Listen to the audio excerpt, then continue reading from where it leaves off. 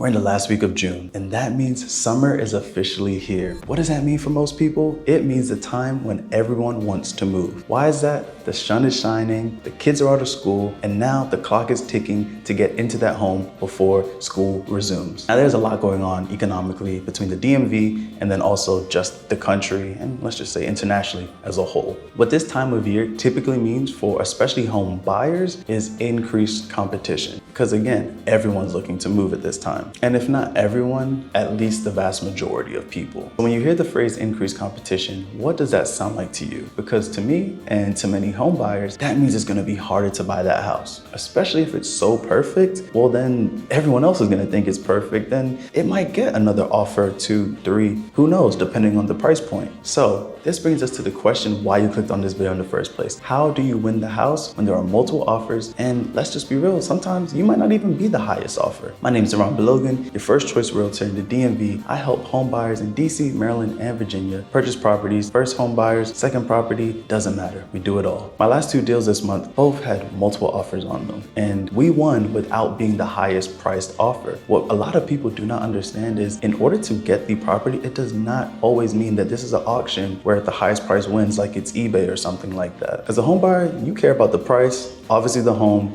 things of that nature. As a home seller, their number one priority, and I mean number one, because nothing is more important than this. Obviously they want to sell the house, but once they accept a contract, they do not want that property to go back onto market. In most situations, it is probably the worst nightmare for a seller to accept and then have to go back onto market. Because when you go back to market, now people are looking at the house, not necessarily completely, but almost like damaged goods. Like, hey, what's wrong with this house? Why did the contract fall through? What happened? I wonder what came up in inspection, or maybe did it appraise at the price that it was supposed to be? All these just questions start flooding the brain of a consumer, and again, terrible for the seller. So why am I telling you all of this? I'm saying this because this is how we win offers when we are not even necessarily the highest bid. So when you submit an offer on a property, there are numerous things that the listing agent is going to look at. Number one, they're going to look at your pre-approval. That's just first. They want to ensure that you're approved for the amount of the home, and preferably that the lender has verified your credit, your assets, your income, all of those things already. This already puts you in a higher leverage position if you have these things already done, because some people are just getting pre-qualification letters. They just,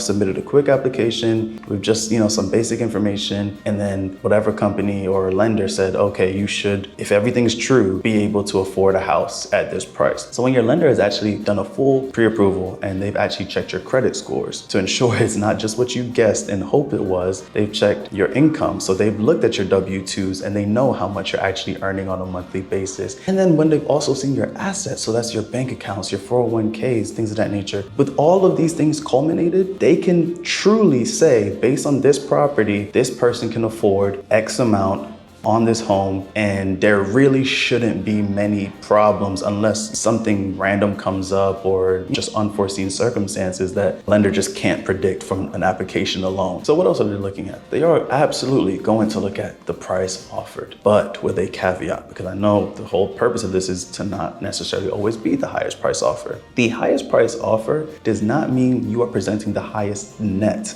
to the seller. When the seller is evaluating offers, they're going to look at the net price. So just because you offered $500,000 does not mean your offer necessarily means $500,000 cleanly for the seller. Are you asking for seller concessions? Are you paying, or are you splitting transfer and recordation taxes? Also, do you have any contingencies? What's your timeline to move? Because what people don't realize, let's just say somebody's looking at and can close in 3 weeks or maybe 4, but then your offer is to close in 45 or 60 days, or maybe you even have to sell your house before you can close. You got to realize that puts you potentially in a more disadvantageous position, because 30-day closing means they're probably only going to make one final mortgage. Their carrying costs are for those last 30 days. Whereas if for 45, 60 days, that means more carrying costs. And especially depending on the price of the home, maybe if there's any loans, high interest, things of that nature, that could actually really count against you and increase the cost due to the seller, which then decreases the net that they're receiving from your offer. And I know out of nowhere, I threw in this big scary word, contingencies. So what are contingencies? Contingencies are basically your ways out as a home buyer. They are things that you are contractually able to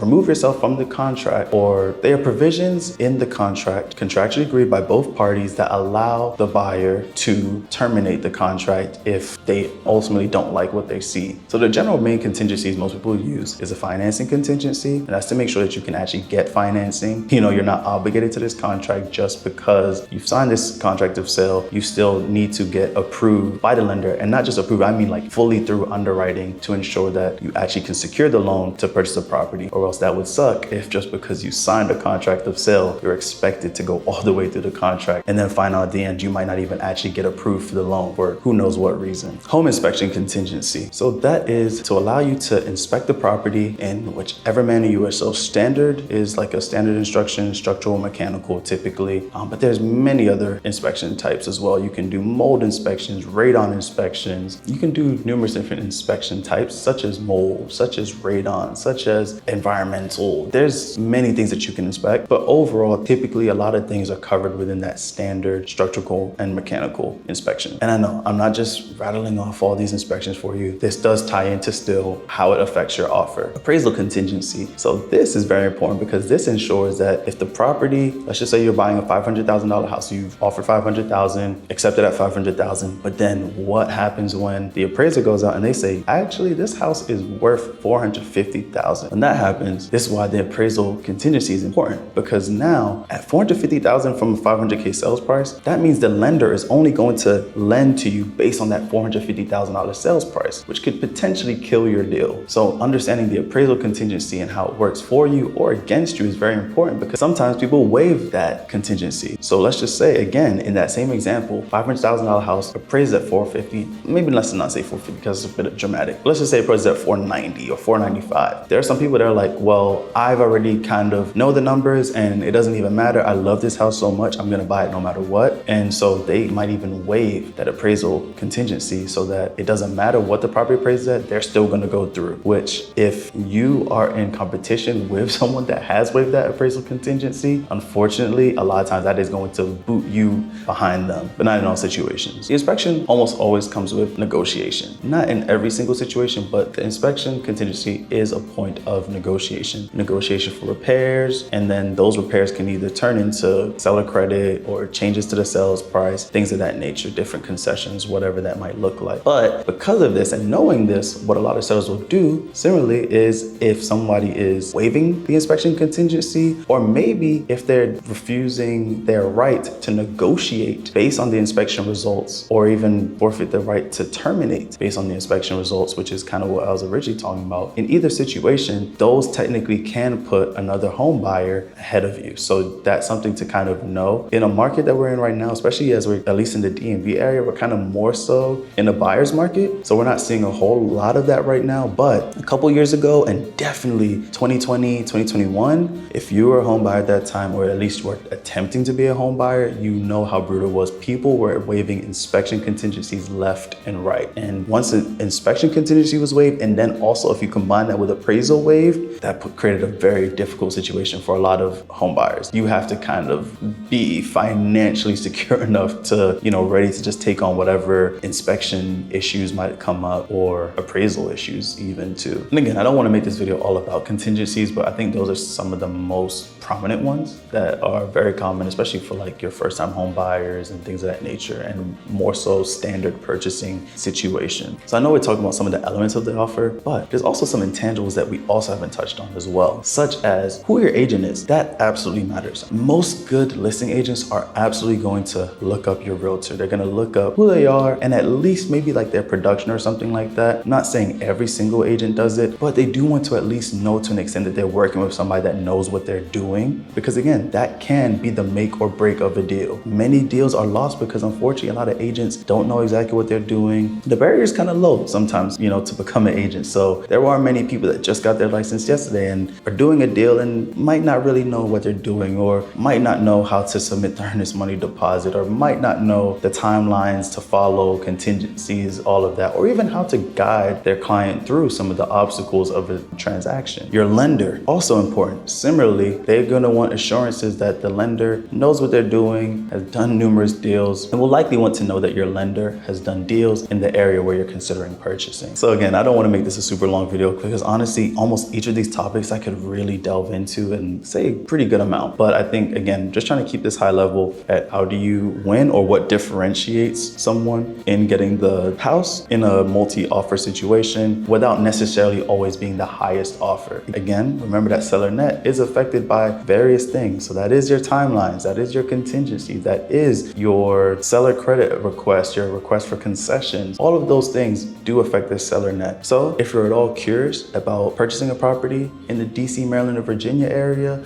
you want to have a better idea of what the costs look like, how to win offers. I win in multi-offer situations quite a lot. Maybe it's because of my personality and I get along with most listing agents, or maybe because of how strategic I am with how I put forth my offers and ensuring that we're as close to the appraised price as possible and things of that nature that create massive results for my clients. So if you would like to have any more information, you'd like to speak further, feel free to follow me, Deron Belogan, your first choice realtor.